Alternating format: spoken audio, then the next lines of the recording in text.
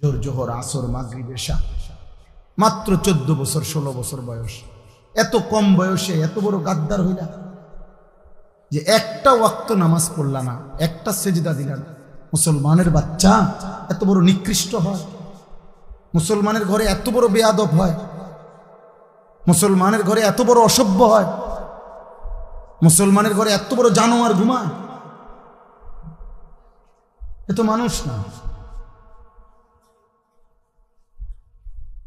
নিশ্চিত সে মানুষ না বাপ। যার কপালে সেজদা নাই সে শয়তান।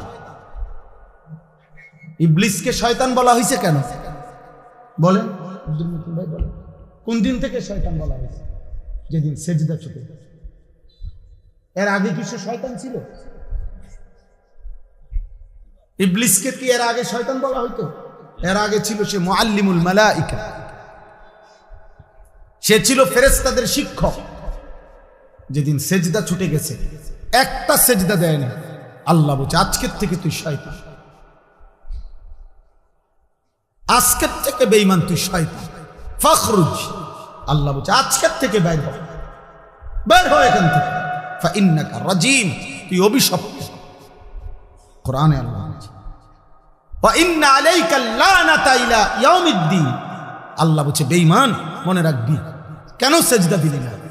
আজকের থেকে নিয়ে কিয়ামত পর্যন্ত, ইলা ইয়াউমিদ্দিন, কিয়ামত পর্যন্ত তোর উপরে আমি আল্লাহর লানত।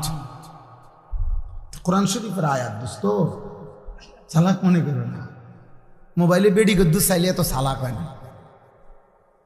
মোবাইলে উলঙ্গ ছবি দেখলে এত চালাকের কিছু নাই।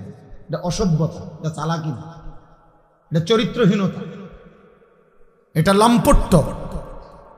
পেশাব করে পানি না নিলে এটা কোনো বুদ্ধিমানের কিছু না, এটা অসভ্যতা।